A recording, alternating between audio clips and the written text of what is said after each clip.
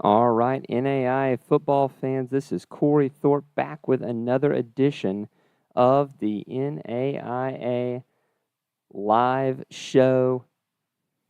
I've got Matt here. You can't see him. That's because Teams is being a jerk right now. But man, we are so excited. This is the best time of the year. This is the best day of the year. Yeah, tickets get punched today. It's going to be more exciting. I feel like the field this year is going to be really interesting with the playoff opening up a few spots. I'm I don't ecstatic. know. I don't know quite what to expect. Yeah. It's going to be a toughie. Um, as we get going here, we're waiting on the NAI to drop their live. We're gonna play it as soon as we get it. You'll get to watch our reactions. I'm in a hotel room if you can't tell. Take the show on the road, dadgummit. Next year, the convention that I'm at is at Fort Lauderdale, so I'm hoping some of these St. Thomas people will let me like crash at their place for a minute. hmm Um, I bet they will. They're nice people. They are nice people. There is an echo. There is an echo. Let me see if I can nuke the echo. I'm sorry.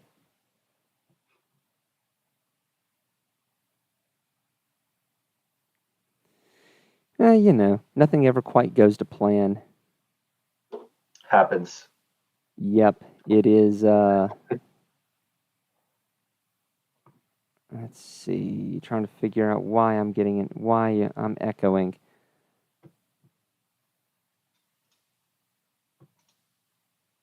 I'm sure there's a reason. All right. There is my. All right.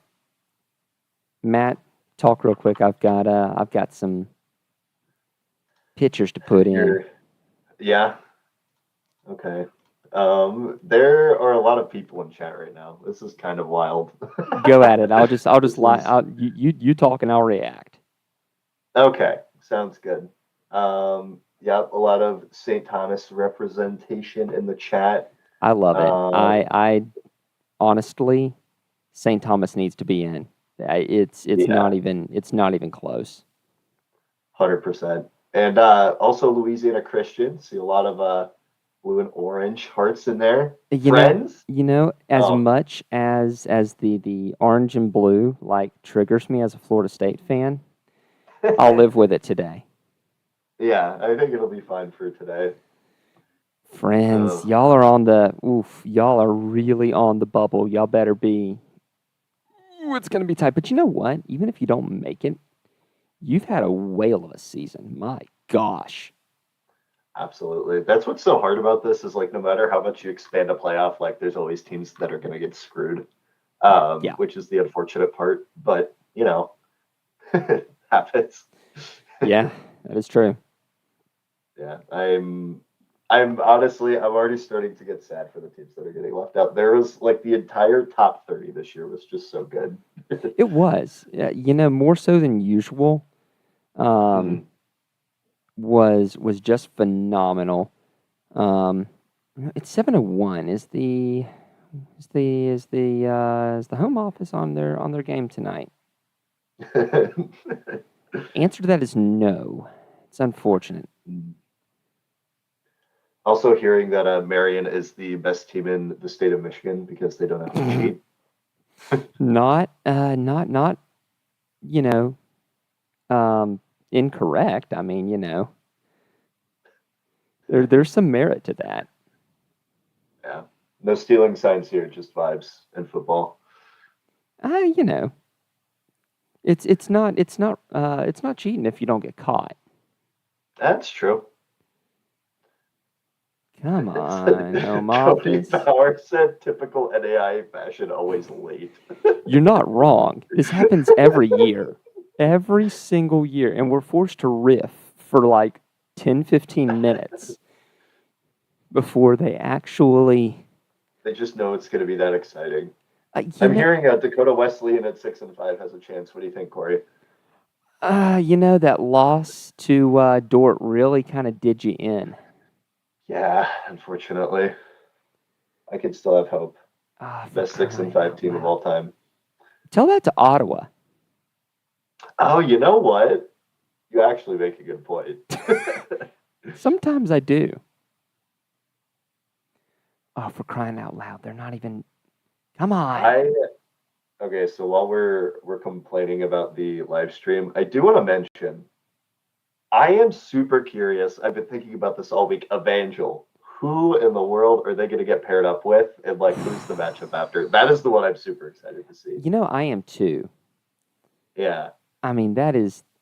Oh, man. They had such a good year and they almost lost it. My gosh, they almost lost it. But they didn't. That's the But important part. they didn't. Well, while we're waiting, I think I've got everything in place. Okay. Apparently on Twitter, they just said it's live.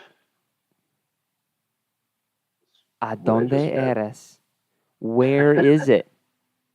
I don't believe you until I see it. Oh, it's their pinned tweet, actually. Oh, it's their pinned right now. tweet. Of course That's it is. 45 seconds ago. Okay. All right, here we go. All right. And there's no volume. Where's my volume? Is there no volume? Who knows? It's just going to be. Ah, boy. Come on, boys. Give me some volume. Where? Let me make sure. Oh. This is just a video? Oh, interesting. This is just a video. Oh, wow. What in tarnation? Okay. Oh, wow. Never change. Never change NAIA. Let's just go to the fun part then. Yeah. Never ever change. Okay. You know what we're going to do? I'm going to do my best Brad Seigan impression then. And the number one seed in this year's NAIA national champion, the Northwestern Red Raiders. No surprise here. Northwestern, number one, just incredible across the board. Yeah, this team has shown like week in and week out why they're the best team in the country, and obviously taking down Morningside is going to help your case. Taking down Dort now with the way that Dort beat Morningside is especially going to help your case. I can't believe this is just a video. Never change. Absolutely. Number two, Grandview. I'm a fan. I'm a fan of this. This is a good spot for Grandview. This might be a better Grandview team than the one who was a runner-up a couple years back. I would honestly believe it. I feel like they have just absolutely plowed through their regular season schedule. And I think by the eye test, these are the two best teams in the country. So, yeah, this is pretty self-explanatory. Kaiser number three. I'm digging it with the Indiana Wesleyan loss. You put Kaiser 3. You go from 12 to 3. This is a team that under Bryce Feasley can get it done. I absolutely look. There's no overlooking Kaiser this year.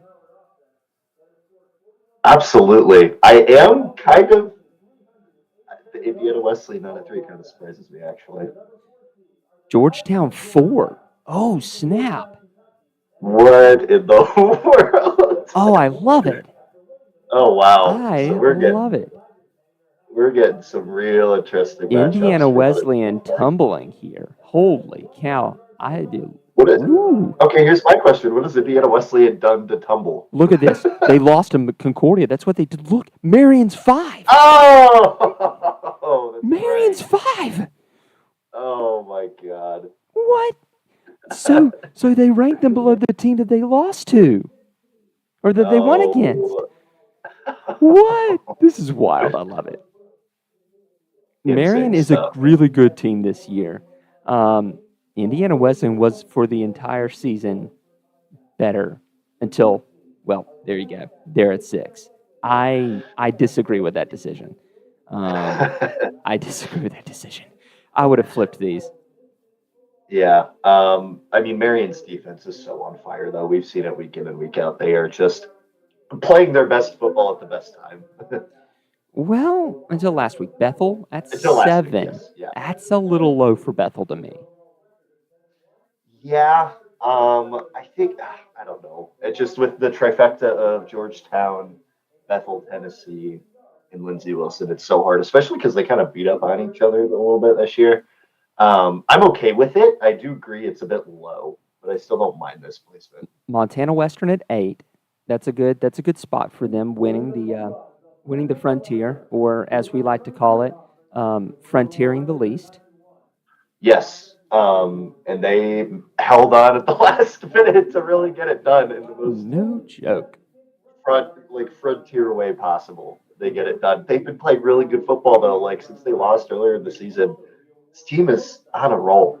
You absolutely don't want to face them. All right, let's see who's next. Evangel getting that 9. That's perfect. Survive in advance, baby. Survive in advance. Yeah. Again, Evangel, we've been singing their praises all year, and I think this is, if there was ever a quotation marks, capital letters, title underline year for this squad, it would definitely be this year. Morningside at 10.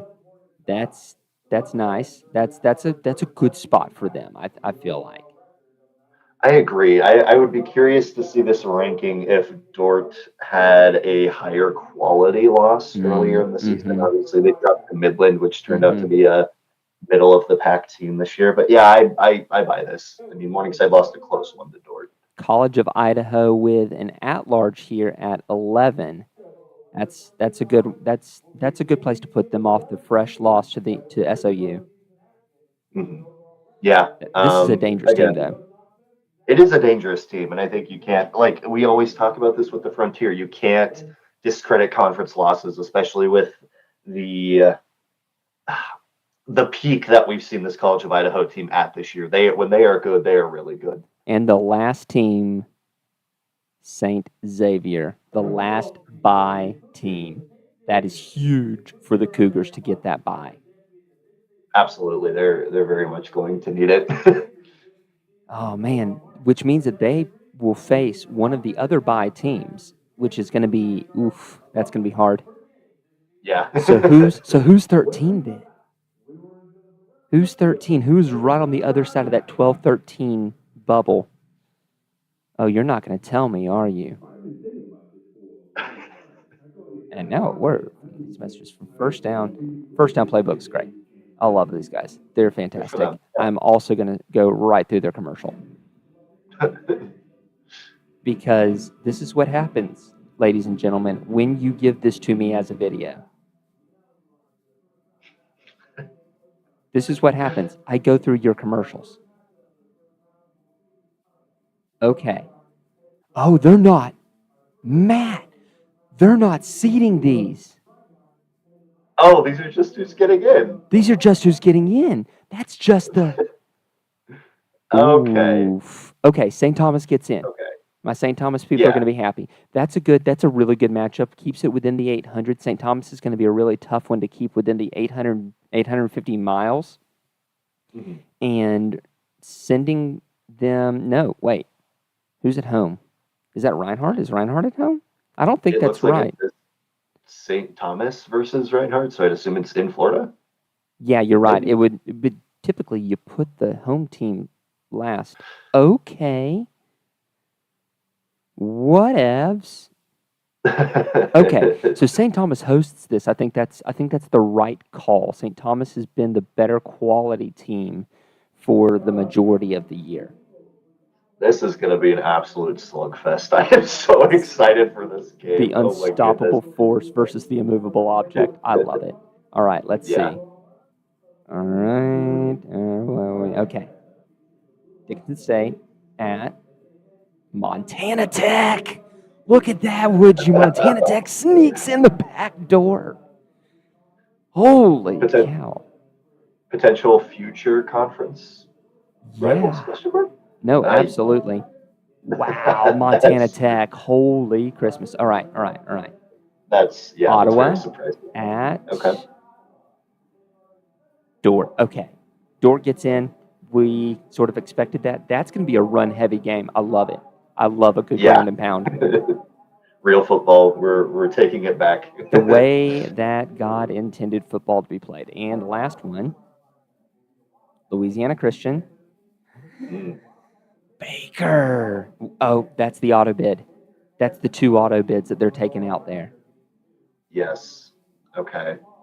Okay. Yeah, that's going to be a fun one. That's a lot of orange. So Lindsey Wilson does not make it. Wow. Friends is short. No Carroll. And are you going to give me like a full graphic? Absolute. Okay. What is this? Okay. Not a graphic. Not a bracket.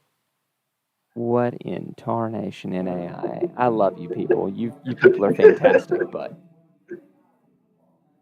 all right. Are you like going to show? No. No, you're not. You're done here, aren't you? You are done here. Wow. Fantastic. I love it. Okay. Rock on.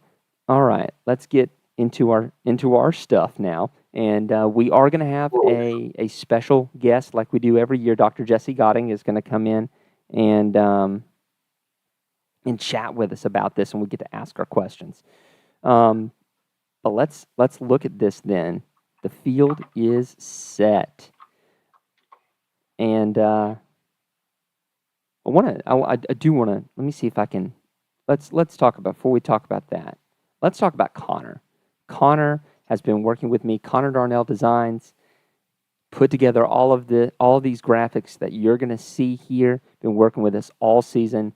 Fantastic to work with, and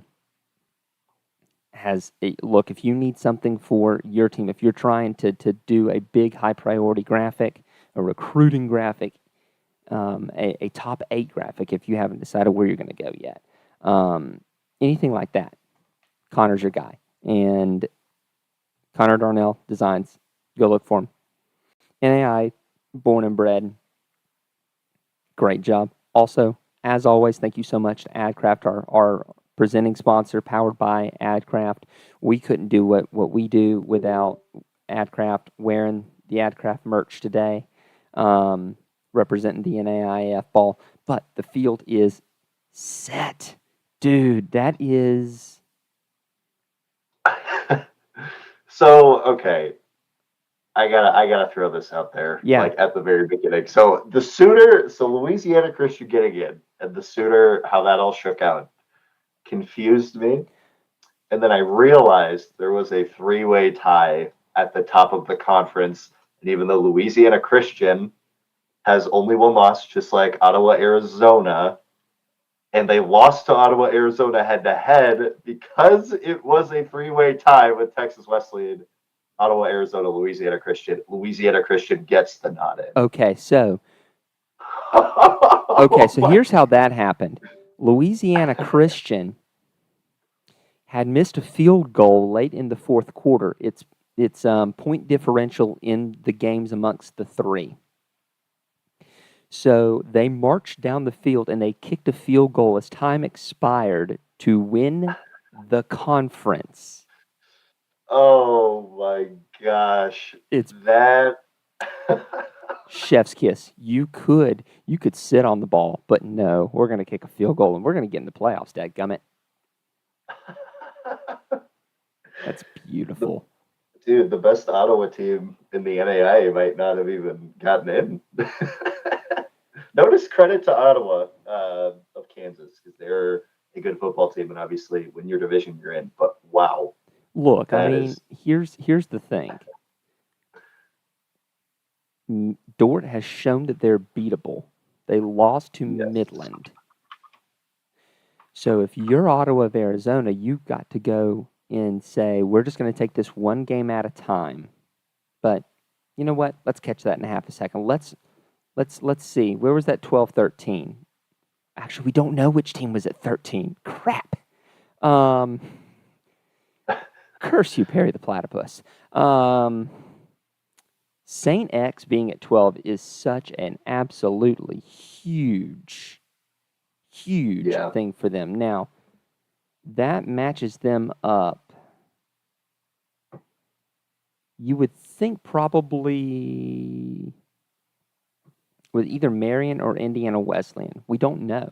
Why didn't they announce that matchup? Probably I'd be assume I'd assume Ottawa's 13, no? Ottawa? No, no, No. no. Ottawa would probably be. You were 6-5. You're going to go at 20. Oh, I forgot they reseed through the whole thing. They Okay, reseed through never the whole mind. thing, so it doesn't Yes. really matter. I'm glad Yeah. they finally come to terms with that it doesn't Yeah. really Okay. matter. But it drives me a little bananas. But let's take a look at how these teams match up. First off, Louisiana Christian at Baker. Look, LCU has, I should probably drop you the link to look at all of my stats, Matt, because I know you can't see my crap right That now. would that would be lovely. Actually. That would be lovely. So while we get our crap together here, Yeah. Just looking at chat while you're doing that, a lot of Ottawa confusion right now with the yeah, Arizona team not getting in. yeah. Yeah, It's it that Tex is. West loss, man. The thing about the Yeah, Sooners, you got to have it out right, man. yeah, Every year, it seems like it's always the Sooner and the Frontier causing chaos. So LCU, 11th best offense in the nation, 30th best defense in the nation, according to SP Plus. Baker, the 27th best offense, the 21st best defense. This is really going to be a matchup of the two quarterbacks between Truman Yulesgard and Sal Palermo. Both are really good dual threat quarterbacks. Palermo with 7 rushing touchdowns, Yulesgard with 6 rushing touchdowns. Can LCU be the better Cats? yeah. And this is a Baker defensive unit that we were super high on in the beginning of the season. Obviously, didn't quite blow people out like we thought they would, but honestly, like they put together a very solid regular season. They only had 2 losses to their names. They were pretty quality losses, I will say. So this is going to be a close one. I would, off the top of my head, give the edge to Louisiana Christian. Their offense is just so good this year, and their defense does enough to get it done. Obviously, Palermo is absolutely fantastic, but yeah, Yulesgard can get it done. So Baker, the folks over at Baker better be sending a thank you card to Mid American Nazarene yeah, no kidding. because look, Benedictine didn't get in. Only Yeah. one from the Heart South got in. So they better be thankful for Mid American Nazarene pulling that upset yesterday. I think of all the matchups, this one's my favorite. Yeah. So Absolutely. Reinhardt at St. Thomas. Reinhardt 25th in the in SP Plus on offense, 20th on defense. St. Thomas the 7th best offense in the nation by offensive SP Plus, 23rd best defense in the nation. St. Thomas, a big explosive team. They came to play. They 86'd my Thomas Nighthawks 86-0 yesterday. That's what happens when you have a team who is very, very homed in on the goal. Yeah. Obviously, St. Thomas, the tough scheduling working out in their favor this time around. Obviously, they have a bit of a chip on their shoulder from last year. Rontavious Farmer this year has just been absolutely incredible, to put it lightly. Obviously, 1,300 plus rushing yards to his name and 20 touchdowns, 6.2 yards per carry. That bodes to your incredible play calling ability, your offensive line. But Reinhardt, man, this is a team that they've had some slip ups, but you can't really count them out. They've been here before, many times before. They're coached well. They have a great defense. This is matched pretty well, pretty evenly, honestly. Yeah, it is. I'm really excited about this one. Kendall Wilson has been amazing. 100 tackles Yes. even, 9 tackles for loss, 2 sacks for St. Thomas. And the game is on their field. That's going to be a whale of a matchup. Yeah. Hard-nosed old school versus new school. Oh man, that's going to be absolutely appointment football. Next up is the running game special Ottawa at Dort. I am so excited. Ottawa gets in 6-5. Who gives a crap? You're in. You are one.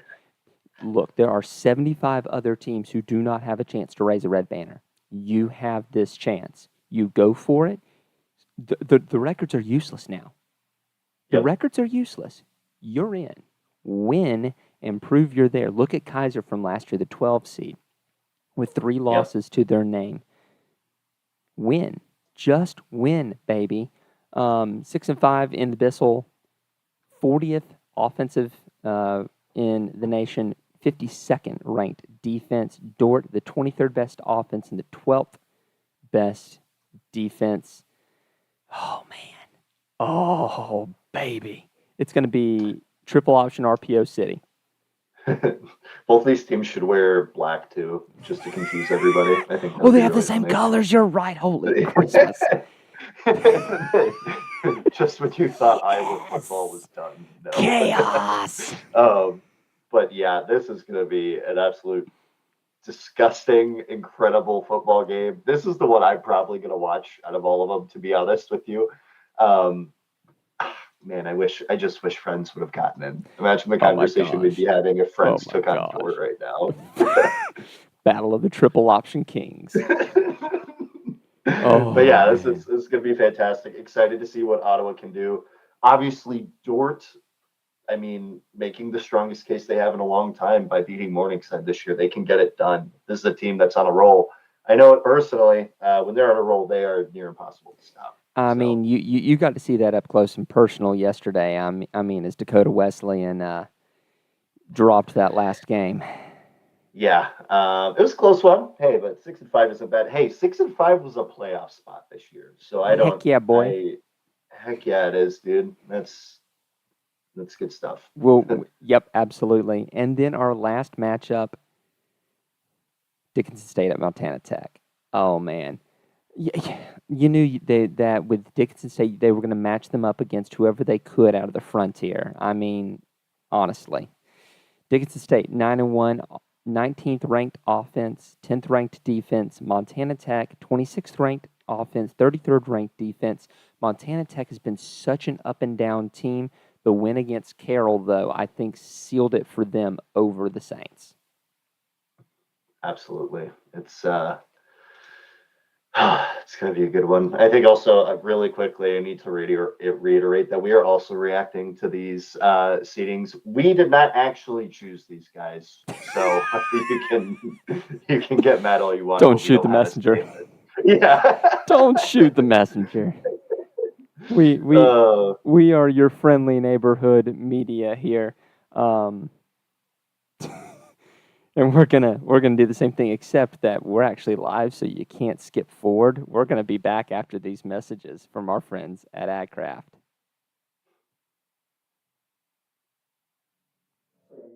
Except that that's not working either. So you know, you just talk about AgCraft. We'll just talk about them, man. Their web stores are phenomenal.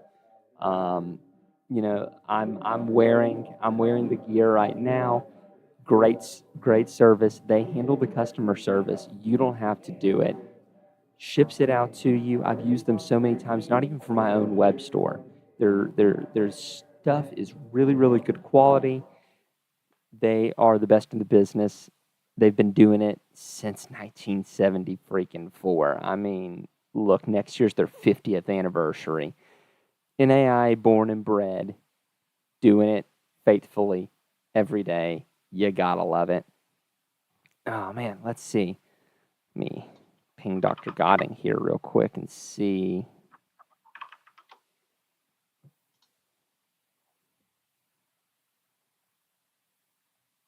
Do the teams that play next weekend? I believe they reseed every round, if I'm correct. No? Yeah, so here's going to be the fun thing is that someone said, I'll shoot the messenger. Dadgummit. I have not seen the NAIA's final poll. Have they actually put it out? So basically what we're going to have to do between each doggone round is kind of make a guess. They did. They put out their final poll. You know what? Mhm. To heck with this. We're going to talk about the poll. So let's see. Now, this does not actually have to match up with the way that they seeded it. Completely different set of people that are doing this. But you'll notice that top. Oh, look at that. College of Idaho, Morningside tied at 200. No, wait, that's a three-way tie between College of Idaho, Morningside, and St. Xavier at 10 through 12. Oh, wow. Good Lord, imagine if that had been at 11 and it had been 11 through 13 with the with that. How do you decide who's going to take the bye? Good grief. Yeah, I think we should mention with this this top 25, it is curious. 13 and 19 in the final poll get left out. 19, obviously, that's more on the bubble and Lindsey Wilson, but yeah, Ottawa, Arizona, man. Ottawa. Okay, so let's take a look at it from the committee's perspective while we're looking at this, and while we're waiting for Dr. Godding, and that's definitely something we can ask Dr. Godding, who is the head of the selection committee. All right, so was Tex West ranked on September 2nd? I think they were. Oh, they were. They dropped from the final poll. All right, hang tight. I think that's Dr. Godding in the flesh. Perfect. All right. Joining us live is Dr. Jesse Godding. Dr. Godding, I know you can't see me. We're having a little bit of technical difficulties. We're managing it, making it work. How you doing tonight? All right. Can you guys hear me? Yes, sir. Sure can. Okay, good. Dr. Godding is I believe, the chair of the committee. Are you not? Yes. Yeah. If you want to throw arrows or yeah. I am the chair of the National Selection Committee for football, and it was a long day. Good day for NAIA football. We're excited about the 20-team playoff and seeing how that plays out this year. So it's good. What was the difference in workload between 16 teams and 20 teams? Was it easier getting the extra 4? Or did that just cause more work for y'all on those extra 4 teams? I think if you look at the entire body of work, it was much larger this year. So if you consider, everybody in the top 25 is considered as an at-large if you are not an automatic.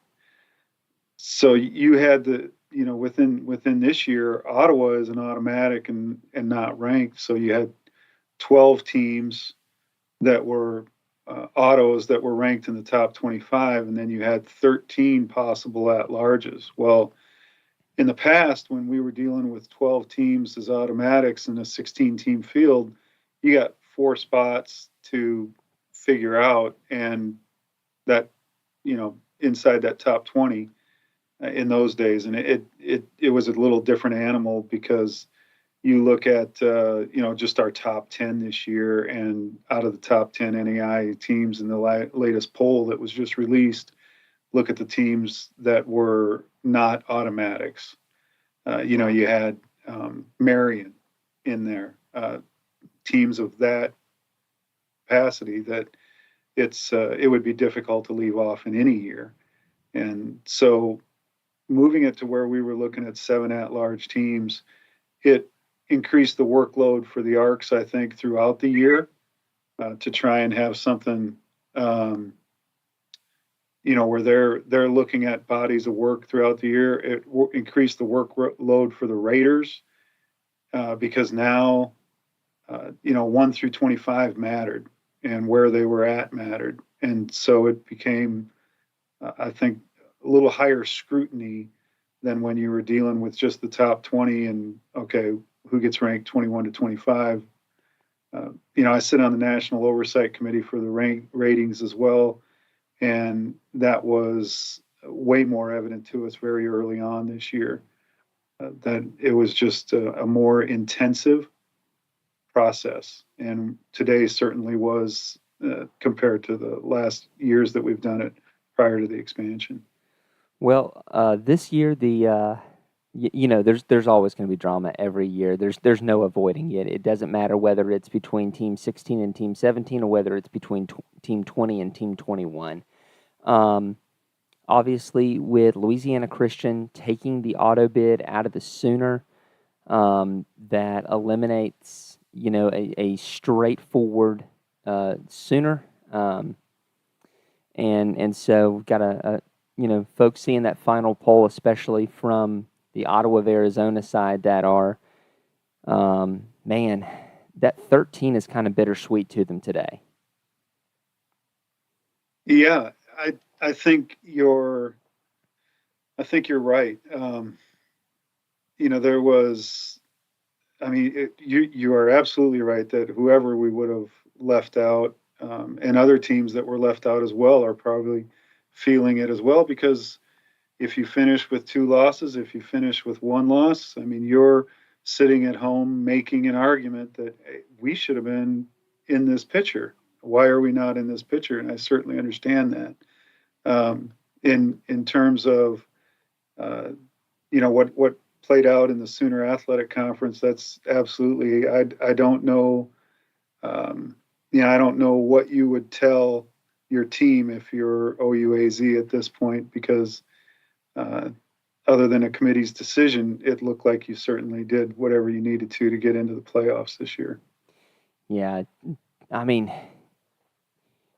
we saw what Tex West did last year, and then they go out and they schedule, hard with St. Thomas to try to make it in. I think maybe Ottawa's got to try to make a push for that there. They did not seed. They did not give seeds for the final 8 squads. Was that something that was done on purpose to give a little bit of creative freedom with the second round, or are they kind of seated behind the scenes and just weren't put out there? So what we did within the National Selection Committee, we did seed 1 through 20. We chose to not release the seeds in 13 through 20 and release matchups. We will reseed after these games are done next Saturday. And for the second round, you will see a 1 through 16. Okay. That makes sense to me. It gives you a little bit of freedom on where you send some of these squads, especially. Yeah, and I think it worked out matchups well. No, we wanted to protect the first round from conferences playing within the conference. We were able to do that, and so I think the matchups work out well, and I think we have some good games scheduled. Yeah, no, we were just talking about that. LCU Baker is going to be a phenomenal game. Ottawa Dort is going to be an absolutely game that harkens back to the 1960s, and I'm going to enjoy every minute of it. Reinhardt St. Thomas is just going to be a war, and Dickinson State Montana Tech is going to be the battle of the unappreciated. I feel like with the Frontier and the North Star both saying that nobody loves them, they get to duke it out for the right to move on. Yeah, within those matchups, I mean, you're right that St. Thomas Reinhardt has been coming on. St. Thomas is just a strong team, has been all year long. Probably feel like after last year they need a chance in the playoffs, and so they're probably excited to go up and play Reinhardt and prove what they can do. When you look at Dickinson, boy, they kind of rolled through the North Star this year, and the North Star representatives will tell you that that's probably the strongest team that's come out of that conference in a long time.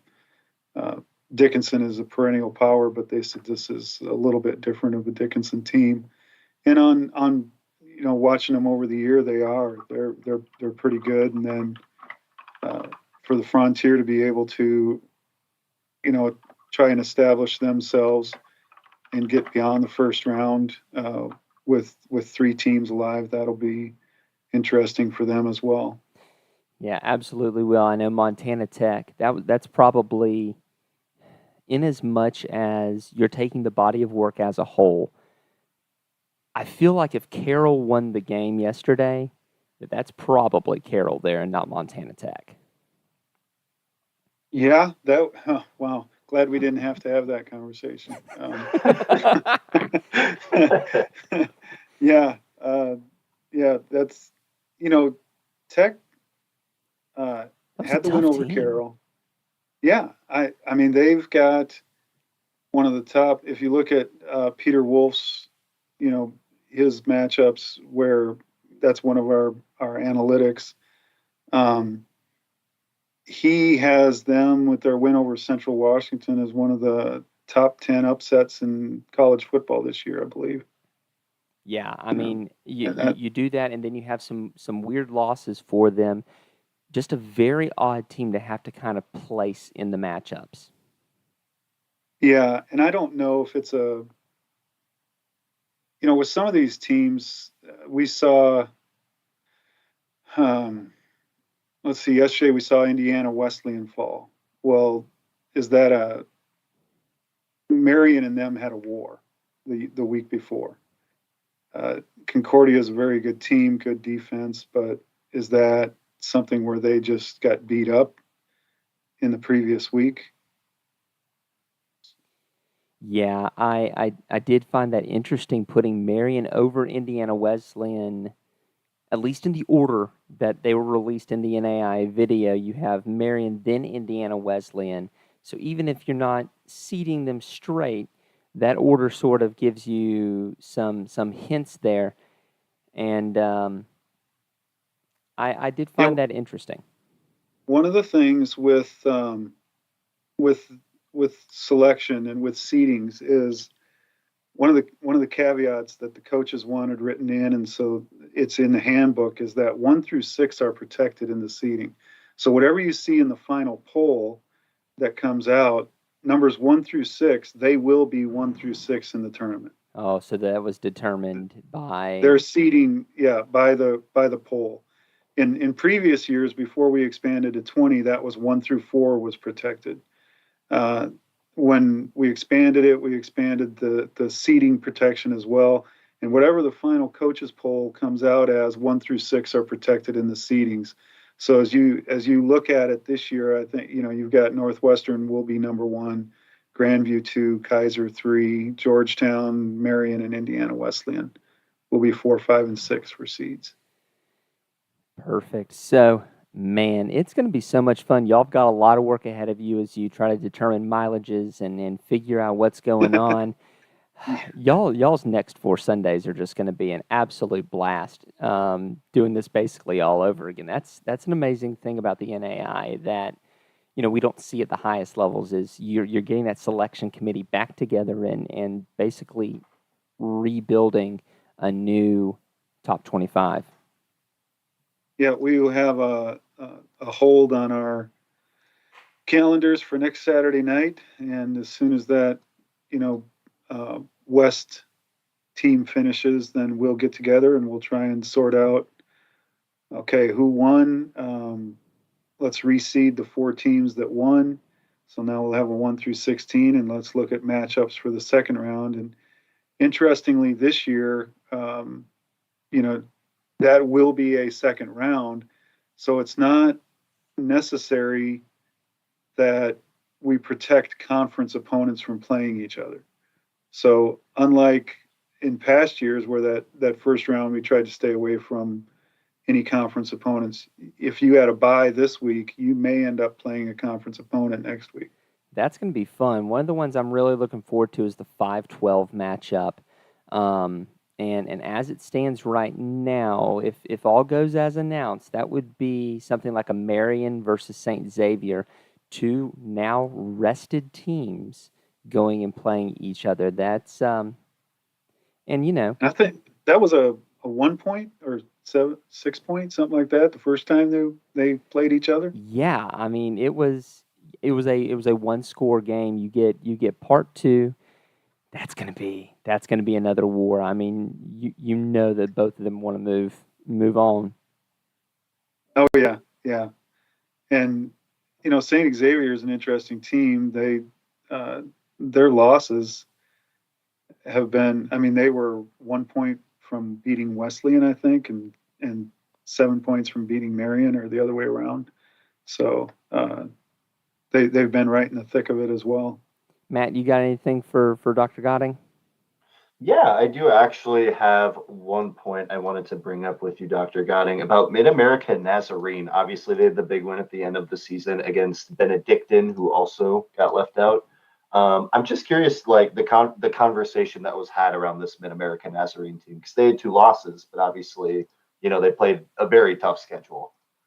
They did. They and acquitted themselves very well within that schedule. They probably played. It was the first game of the year for Grandview, but they played Grandview the closest of anyone this year. Mm-hmm. And then they also their loss to Baker hurt them, Mm-hmm. And that was their 2 losses on the year. And they had a fantastic plan yesterday with Benedictine and had a fantastic game and came from, went down and scored in the last minute and a half to win it. And it's one of those things where you've seen that program improving. This happens in the NAIA as well, and you guys know this happens in other sports as well. You improve as a team, and the first year that people go, "Oh, who are they?" It's tough to get the traction to kind of get those final votes to get in on the poll, to really move up on the poll. Yeah. They were sitting outside the poll until this week, if I remember right. Yeah. And that's an 8-2 team sitting outside the poll. That was different this year as well. I think 2-3 weeks ago, you guys probably know this better than I do, but we had like 4 or 5 2-loss, 1-loss teams that were not ranked, right? And I mean, I followed this a long time, and I mentioned to somebody, I said, I don't think I've ever seen this. Like, this is crazy, not in a bad way, but just in the strength of NAIA football in the top 25, that you're struggling with. Well, what do we do with a Louisiana Christian? Yes, they're winning. They're 7-1. There's 8-1. What do we do with them? And it took a long time for them, which I think is a good football team, to get into the top 25. Same thing with Mid-Am, where you're looking at them slowly accumulate these wins, lost to Grandview, crawl into it, and then the old rule, NAIA football, never lose late, right? Yeah. And unfortunately lost to Baker kind of in the last weeks of the season. That hurt them in the polls. Then they jump back in this week, but it's tough. They're a good program. For sure. I felt like we saw that a lot just with this year. Me and Cory were talking about like 30 to 35 teams we felt honestly had a case to make for the playoff. Even expanding it, I can't imagine it was all that easy. Yeah. No, you're right. And it did. I mean, so if you look at our final poll and you consider that there's only 16 teams that were in it last year, right? Mm-hmm. So, Northwestern was an automatic, Grandview was an automatic, Kaiser was an automatic, Georgetown was an automatic, Marion wasn't. Would have been tough to leave them out of any field. Indiana Wesleyan was, Bethel, Tennessee was not. Tough to leave them out of any field. Mm-hmm. And College of Idaho and Morningside, with 3 teams tied for 10th there in the final poll. I don't think I've ever seen that before either. I haven't either. Yeah. So when you look at that, if you look at a 16-team field, this is the great thing about expanding to a 20-team field. You guys' show lasts longer, because if it was a 16-team field, we'd have said, well, here's the 4, let's go. My day had been over a lot sooner. No joke. I mean, that would have been Marion, Bethel, College of Idaho and Morningside, and there would have been no Dordt, no St. Thomas, no Tech. No. Yeah, that's, man. So my last question for you is, I know you were watching yesterday. I mean, you know, Sagu had a game, obviously. So I know that you had to have that going, but you're watching this stuff yesterday and you're just seeing all this chaos. Are you just sitting there going, "Oh crap," or are you Yeah. just loving the chaos? It's kind of cool. When I mean, Indiana Wesleyan gets beat, and then, number 9 from last week's poll gets beat, I think, and then 11 through 14 get beat yesterday in last week's poll, and it's just like, holy smokes, what's going on? It's going to give people an opportunity to move up. Kind of shows the parity that is in NAIA football, and so to me, to going into like a day like today with a day like yesterday, I mean, it's good. It's good for football. Excellent, Matt. You got anything else? No, that was my big question. So I very much appreciate it. Excellent, Dr. Gotting. We're so thankful for you. One, you came back. We didn't scare you too much last year. You consented to come back. It's a big deal. Thank you for coming on and helping to demystify this as we go forward. It's going to be fun. First 20 team poll or first 20 team playoff. A lot of hemming and hawing about who's going to get in, what is going to be the big push by the committee, what's going to be considered more highly. I think we kind of see where the committee was pushing on that, and I think that's the right call. But so thankful for you joining us, and appreciate that all that y'all do all throughout the season. Thanks, guys. I appreciate the time and the opportunity. Yep. Take care. Thanks. Yeah, you as well. And so we talk about all those teams, and Matt, we can't do it without our team behind the team. It's true. Very true. The guys on our Patreon, the guys and girls on our Patreon that support us, our Patreon, they keep us going. They help pay the bills. They keep coverage like this going. And so we are super, super thankful for them. And they are DSU Cone, Bob Boone, Roger Meyer, Jeremy Vaubel, Shirley LaBella, Fred Christensen, Jerry Quickle, Ace Wellen, Brett, Marty Seabolt, Nick Ryan, Hayden Ferrigno, Kyle Gregory, Tyler Pierce, Justin Hoffman, Steve Speakman, Brian Shake, Julian Shager, Nate Soapbeer, Stephen Cutler, Julie Lout, Tim Burrow, Dale Norton, Nathan Moore, Dylan Gonzalez, Ryan, Jason Crawford, Zach Reiher, Dustin Wilkie, Charles A. Flowers, Todd Nix, and 2 new ones, Sean Chamberlain and Debbie.